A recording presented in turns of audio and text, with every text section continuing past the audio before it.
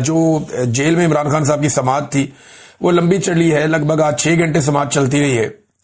اس سماعت کے اندر ڈیولپمنٹس کیا ہے ان کے اوپر میرے پاس خبریں ہیں، وہ خبریں میں آپ کے ساتھ شیئر کرتا ہوں. سب سے پہلے علیمہ خانم باہر آئی، انہوں نے آ کر بات کی میڈیا کے ساتھ اور جو عمران خان کا پیغام ہے وہ پہنچایا. اب جو تفصیل ہے اس کی، جو عمران خان صاحب نے بہت ساری باتیں کی ہے، وہ تو ان کے اپنے ٹویٹر ہینڈل پہ چند گھنٹوں کے بعد آ جائے گا. جب وہ آئے گا تو میں آپ کے ساتھ شیئر کر دوں گا. لیکن پہلے آپ یہ سنیں کہ علیمہ خانم نے کیا کہا.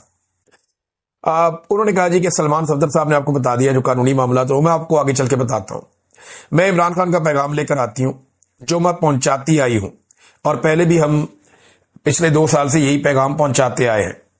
یہ صرف عمران خان کا پیغام ہے. اچھا، یہ عمران خان صاحب نے تاکید کی اپنی بہنوں کو کہ آپ لوگ جو ہے نا وہ میرا نام لے لیا کریں کہ یہ میرا پیغام ہے، تاکہ آپ لوگوں کے اوپر جو ٹارچر ہوتا ہے یا باہر آپ کے ساتھ زیادتی ہوتی ہے وہ آپ لوگوں کے ساتھ نہ ہو. تو انہوں نے کہا جی کہ انہوں نے ہمیں ہدایت کی ہے کہ اپنا اور ان کا پیغام آپ تک، میڈیا تک پہنچائے. آج عمران خان نے وضاحت کے طور پر یہ بات کی، اور آپ نے سلمان صفدر سے بھی سنا ہوگا کہ جب آج کیس ختم ہوا تھا اور ایک گواہ جھوٹا ثابت ہوا تو ان سے پوچھا گیا کہ اس کا کیا سزا ہوتی ہے. 7 سال سزا. جھوٹ بولنے والے گواہ کو 7 سال سزا ملنی چاہیے تھی، مگر الٹا عمران خان کا کیس پھر بھی چل رہا ہے. گواہی جھوٹے ثابت ہو گئے وہاں پہ عدالت کے اندر، اور وہ میں بتاتا ہوں آگے کیا ہوا ان کے ساتھ. آج تو کیس ختم ہو جانا چاہیے تھا، جج صاحب کو اسی وقت کہنا چاہیے تھا کہ کیس ختم ہو چکا ہے، گواہ جھوٹے ثابت ہو گئے. اس پر عمران خان نے کہا کہ اس وقت عمران خان کا ٹرائل سول ٹرائل نہیں چل رہا، سول عدالت میں نہیں چل رہا. اس وقت عمران خان کا ٹرائل ملٹری ٹرائل چل رہا ہے. وہاں چند میڈیا والے آتے ہیں جن کو اس وقت اجازت ہی نہیں دی جاتی.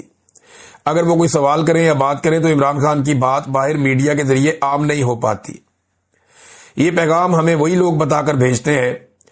انہوں نے کہا کہ اس وقت میرا ملٹری ٹرائل چل رہا ہے، یہ بالکل سول ٹرائل نہیں ہے.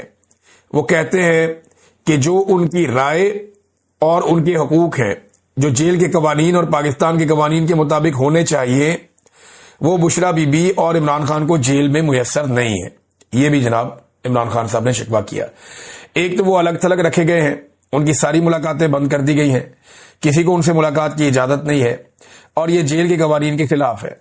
انہیں اپنے بچوں سے بات کرنے کی 8 مہینے میں ایک بار اجازت دی گئی ہے. وہ کتابیں مانگتے ہیں مگر جب تک جج حکم نہ دے.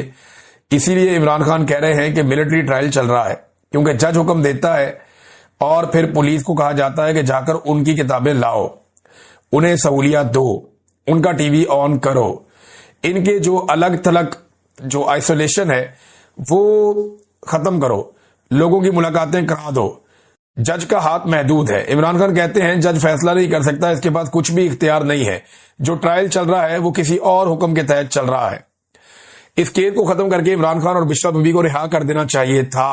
پھر انہوں نے کہا کہ اس وقت سارا قانون عاصم منیر کے تحت ہے. انہوں نے کہا جی کہ ہمارے مینڈیٹ کو چوری کیا گیا ہے، ہمارے اوپر مقدمات بنائے گئے ہیں. میں نے کہا کہ میں مقدمات کا عدالت میں سامنا کروں گا، انصاف عدالتوں سے لوں گا، اور یہی عمران خان صاحب ہمیشہ سے کہتے آئے ہیں. پھر 300 مقدمات عمران خان صاحب پہ بنائے گئے. انہیں کہا گیا جی آپ ملک چھوڑ کے چلے جائیں، لیکن عمران خان نے کہا کہ میں اپنے سارے مقدمات کا سامنا کروں گا، اور گزشتہ 3 سال سے وہ ان کا سامنا بھی کر رہے ہیں. عمران خان نے کہا کہ ہماری پارٹی پر ظلم کیا گیا، ہمارا الیکشن چرایا گیا، 2/3 اکثریت چھین لی گئی، ہم عدالتوں میں گئے، الیکشن کمیشن میں گئے، لیکن ہمیں انصاف نہیں ملا. اب پتا چلا جی کامن ویلتھ کی جو رپورٹ آئی ہے، جو لیک ہوئی ہے، یہ رپورٹ ہماری حکومت کو بھی دی گئی تھی اور الیکشن کمیشن کو بھی دی گئی تھی کہ پاکستان میں ووٹوں کی چوری ہوئی ہے، دھاندلی ہوئی ہے، کچھ بھی نہیں ہوا. پھر بین الاقوامی ادارے نے یہ بھی کہہ دیا کہ پاکستان کے اندر الیکشن چوری ہوا ہے، اور الیکشن کمشنر سکندر سلطان راجہ نے کوئی ایکشن نہیں لیا. پاکستان کا قانون آپ کو معلوم ہے کہ ووٹ چوری کے بارے میں بہت سخت ہے.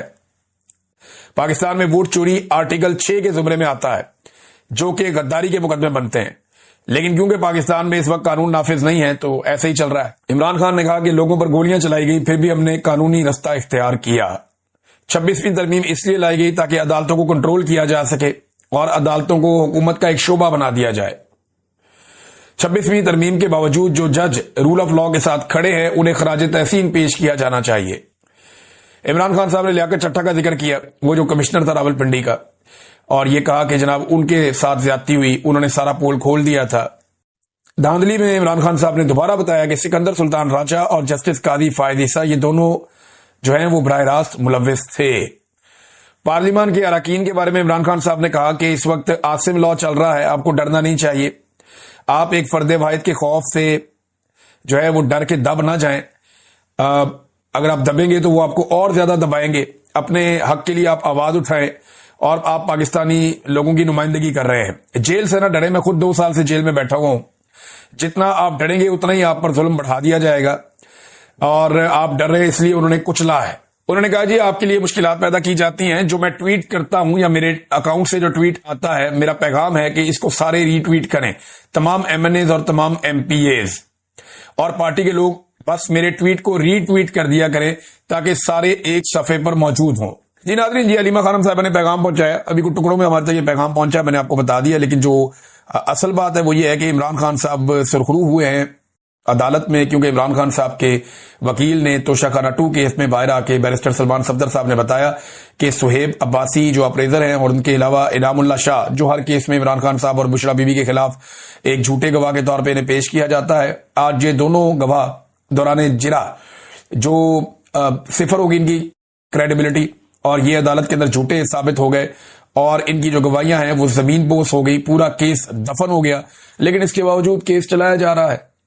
اور علیمہ خانم نے بڑی وضاحت سے یہ بات کی ہے، میں بھی آپ کو یہ بتا دیتا ہوں کہ جب تک عمران خان صاحب کو توشہ خانہ 2 میں سزا نہیں سنا دی جاتی اسٹیبلشمنٹ کے کہنے پہ، تب تک جسٹس سرفراز ٹوگر عمران خان صاحب کو اسلام آباد ہائی کورٹ سے باہر نہیں آنے دیں گے، جو ان کا حق ہے، وہ کیس نہیں لگنے دیں گے جہاں پہ عمران خان صاحب کو فوری طور پہ چھوڑ دینا چاہیے القادر یونیورسٹی والے کیس میں، لہذا پہلے یہاں سزا سنائی جائے گی، پھر وہاں پہ ضمانت ہوگی، تاکہ وہ عدالت کے دیکھیں جی ہم نے انصاف دے دیا ہے، اور یہاں پہ جو سزا سنائی جائے گی وہ کہیں گے جی اب اس کے اندر ہم عمران خان کو جیل میں رکھ رہے ہیں۔ یہ ہے ناظرین معاملہ۔ لیکن سہیل افریدی صاحب کی آج پھر ملاقات نہیں کروائی گئی۔